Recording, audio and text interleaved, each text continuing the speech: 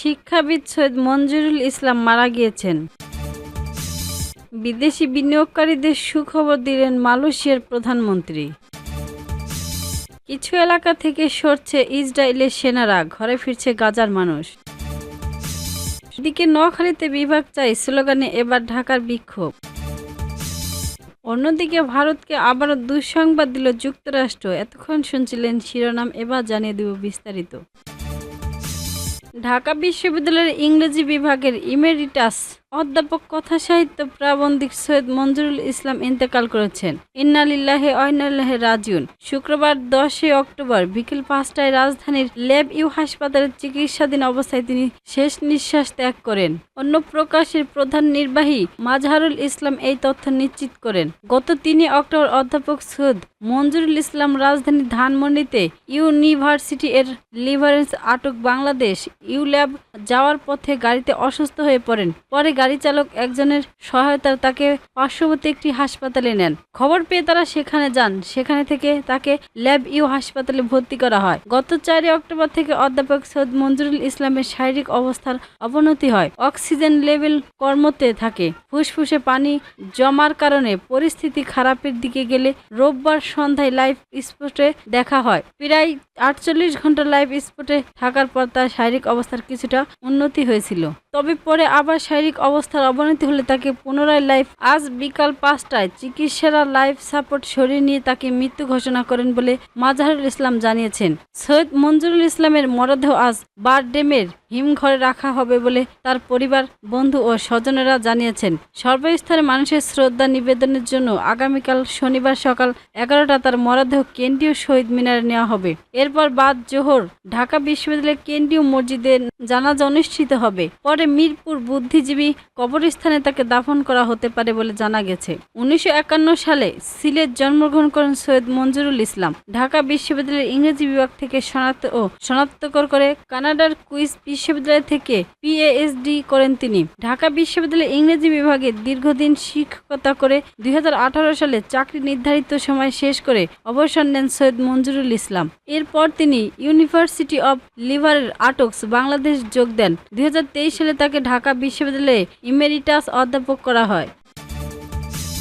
মালয়েশিয়ার বিদেশি বিনিয়োগ আকর্ষণ এবং প্রতিভাবান কর্মীদের প্রবেশ আরও সহজ করতে গুরুত্বপূর্ণ পদক্ষেপ ঘোষণা করলেন দেশটির প্রধানমন্ত্রী আনোয়ার ইব্রাহিম। শুক্রবার 10 অক্টোবর 2026 সালের বাজেট পেশ করার সময় তিনি জানান, এখন থেকে বিদেশি বিনিয়োগকারীদের জন্য বিশেষ একাধিক প্রবেশকারীদের সম্পূর্ণ ট্রাভেল পার্সেল মেয়াদ 6 মাস থেকে বাড়িয়ে 12 মাস করা হবে। প্রধানমন্ত্রীর এই ঘোষণায় মালয়েশিয়া অর্থনীতিতে বিদেশি বিনিয়োগের গুরুত্বকে তুলে ধরে। 5টির মেয়াদ দ্বিগুণ করার এই সিদ্ধান্ত বিনিয়োগকারীদের মালয়েশিয়ার দীর্ঘ সময় অবস্থান করে নির্বিঘ্নে তাদের ব্যবসায়িক কার্যক্রম পরিচালনা করার সুযোগ দেবে। আনোয়ার ইব্রাহিম আরও জানান, Malaysia investment development authority MIDA এই বিনিয়োগকারীদের 5টি প্রধানের ক্ষেত্রে আরও বেশি সক্রিয় ভূমিকা নেবে। সংস্থাটি কেবল আবেদনের অপেক্ষায় না থেকে এবার সরাসরি বিনিয়োগকারীদের থেকে পাস পৌঁছে দেবে। প্রাথমিকভাবে বহুজাতিক সংস্থা MMC এবং ইলেকট্রনিক্যাল ও ইলেকট্রনিক্স শিল্পের সম্ভবত বিনিয়োগকারীদের এই বিশেষ সরাসরি পাবে। বিদেশি বিনিয়োগকারীদের পাশাপাশি প্রতিভাবান কর্মীদের মালয়েশিয়ার আনা সহজ করতে সরকার এবং তার বিদ্যমান নীতি রেজিস্ট্রেড ফাস্ট ট্র্যাক স্মিক অব্যাহত রাখবে। এই স্মিকের আওতায় কৌশলগত বিনিয়োগকারীদের নিয়ে আসা বিদেশি প্রতিভাবাদের 3 বছরের জন্য কর্মস্থান পাস দিতে হবে। এটি বিদেশি কর্মীদের দ্রুত কাজ শুরু করার এবং মালয়েশিয়ার অর্থনৈতিক উন্নয়নের অবদান রাখা পথ সুগম করবে বলে জানিয়েছেন। ইসরায়েল ও হামাসের মধ্যে যুদ্ধবিরতি কার্যকর হয়েছে, ফলে দখলদার সেনারা গাজার কিছু অংশ থেকে পিছু হটতে শুরু করেছে। এতেই কিছুটা স্বস্তি ফিরছে অবরুদ্ধ উপত্যকা কাটিতে। হাজার হাজার বাস্তুবচ্চু ফিলিস্তিন আজ শুক্রবার তাদের পরিত্যাগ বাড়িঘরে ফিরতে শুরু করেছেন। সাম্প্রতিক সময়ে ইসরায়েলের অন্যতম বৃহত্তম সামরিক নির্মম অভিযানের শিকার হয় গাজা সিটি। যুদ্ধবিরতি ঘোষণার পর ধুলোমাখা সব পথে বিশাল ও এক চুক্তি মানুষের স্রোতকে শহরটির দিকে এগিয়ে যেতে দেখা গেছে। গাজা সিটির শেখ রাহাদওয়ান এলাকার 40 বছর বয়সী ইসমাইল জায়দা এর খবরে স্বস্তি প্রকাশ করেছে। তিনি বয়স্টার্সকে বলেন, আল্লাহকে ধন্যবাদ যে আমার বাড়িতে এখন দাঁড়িয়ে আছি, কিন্তু চারপাশ ধ্বংস হয়ে গেছে। আমার প্রতিবেশীদের বাড়িঘর সহ পুরো এলাকা নিশ্চিহ্ন। ইসরায়েলের সামরিক বাহিনী জানিয়েছেন স্থায়ী সময় দুপুর 12টার যুদ্ধবিরতি চুক্তি কার্যকর হয়েছে। শুক্রবার ভোরের দিকে ইসরায়েলের সরকারের হামাসের সঙ্গে এই যুদ্ধবিরতি অনুমোদন দেয়, যার ফলে 24 ঘন্টার মধ্যে গাজায় আংশিক সেনা প্রত্যাহার এবং পূর্ণাঙ্গ যুদ্ধ স্থগিতের পথ সুগম হয়। চুক্তি অনুযায়ী হামাস 32 ঘন্টার মধ্যে জীবিত থাকা 20 জন ইসরায়েলের জিম্মিকে হামাসকে মুক্তি দেবে বলে আশা করা হচ্ছে। এ বিনিময়ে ইসরায়েলের কারাগার থেকে 250 জন দীর্ঘমেয়াদী সাজাপ্রাপ্ত ফিলিস্তিনিকে মুক্তি দেবে। পাশাপাশি যুদ্ধ চলাকালীন গাজায় আটক 1700 জনকে মুক্তি দেওয়া হবে। চুক্তি কার্যকর করার সঙ্গে সঙ্গে গাজায় শত শত ট্রাক ভর্তি খাদ্য ও চিকিৎসা সহায়তা পৌঁছাবে। ইসরায়েলের বাহিনীর আক্রমণে ঘরবাড়ি হারানো এবং তাঁবুতে আশ্রয় নেওয়া লাখ লাখ বেসামরিক মানুষের জন্য এই সাহায্য অপরিহার্য।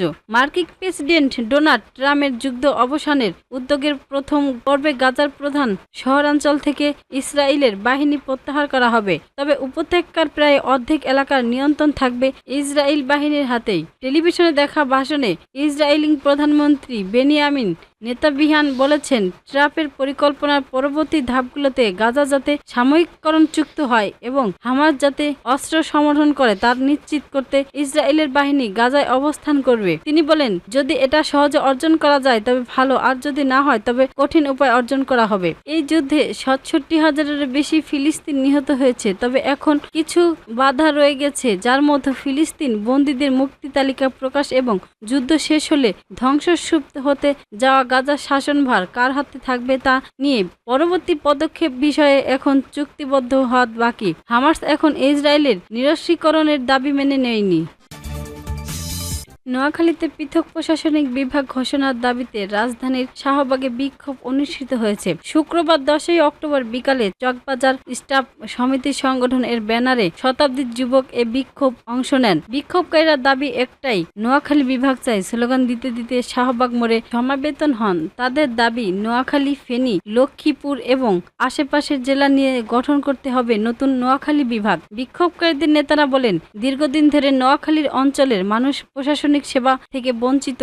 স্থায়ী উন্নয়ন, শিক্ষা, স্বাস্থ্য, অবকাঠামো খাতে দ্রুত অগ্রগতি নিশ্চিত করতে নোয়াখালী বিভাগ গঠন সময়ের দাবি হয়ে উঠেছে। অন্যদিকে নোয়াখালী বিভাগ গঠনের দাবিতে প্রবাসীরাও সোচ্চার হয়েছে। সম্প্রতি ইতালির রোমে বাংলাদেশ পূর্বাভাসে স্মরণিকল্পী দিয়েছেন নোয়াখালী বিভাগ বাস্তবায়ন সমবায় কমিটি ইতালি শাখা সংগঠনের আহ্বায়ক আব্দুল মান্নান হীরা ও সদস্য সচিব সাংবাদিক জয়দুল হক সোহেলের নেতৃত্বে স্মরণকল্পটি প্রদান করা হয়। এদিকে সরকার নতুন 2টি প্রশাসন বিভাগ গঠনের পথে রয়েছে, ফরিদপুর ও কুমিল্লা। গত 8 অক্টোবর মন্ত্রিপরিষদ সচিব আব্দুল রশিদের সভাপতিত্বে অনুষ্ঠিত নিকার বৈঠকে ফরিদপুর ও কুমিল্লা নামে নতুন বিভাগ এবং 2টি উপজেলা গঠনের প্রাথমিক সিদ্ধান্ত নেওয়া হয়। তবে এই সিদ্ধান্তের পর থেকেই নোয়াখালী বিভাগ ঘোষণার দাবি আরও জোরালো হয়েছে।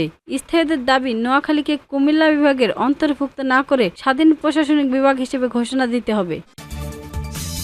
ইসরায়েলের উপর সর্বোচ্চ অর্থনৈতিক চাপ প্রয়োগের অংশ হিসেবে ভারতের 8 নাগরিক এবং 9টি কোম্পানির উপর বিশেষাজ্ঞা আরোপ করেছেন যুক্তরাষ্ট্র। বৃহস্পতিবার ঘোষিত সর্বশেষ মার্কিন ঘোষণার বলা হয়েছে, এসব ব্যক্তি ও প্রতিষ্ঠানে ইরানি তেল, পেট্রোলিয়াম পণ্য এবং পেট্রোকেমিক্যালের বাণিজ্য জড়িত। একই সঙ্গে যুক্তরাষ্ট্রের অর্থ মন্ত্রণালয়ের অধীন Office of Foreign Assets Control OFC Iran থেকে বিদেশি ক্রেতাদের কাছে তেল ও তরলকৃত পেট্রোলিয়াম গ্যাস LPG পরিবহনে সহায়তা করার অভিযোগে আরও 60 ব্যক্তি, প্রতিষ্ঠান ও জাহাজকে কালো তালিকাভুক্ত করেছেন। চীন ও সংযুক্ত আরব আমেরিকা সহ আরও কয়েকটি দেশের প্রতিষ্ঠান রয়েছে এই তালিকায়। প্রতিবেদনে বলা হয়, মার্কিন পররাষ্ট্র দপ্তরের নিষেধাজ্ঞার তালিকায় থাকা প্রতিষ্ঠানগুলোর মধ্যে 8টি ভারতীয় রাসায়নিক এবং পেট্রোকেমিক্যাল বাণিজ্য প্রতিষ্ঠান। এর মধ্যে রয়েছে মুম্বাই ভিত্তিক সংস্থা সিজেসাহ অ্যান্ড কোং, কমোডভিট, কোডিক্যাম, পারিচেম রিসোর্সেস, ইন্ডিসল মার্কেটিং, সরেস পেট্রোকেম এবং শিপটেক্সম এবং দিল্লি ভিত্তিক বিকে সেলস কর্পোরেশন।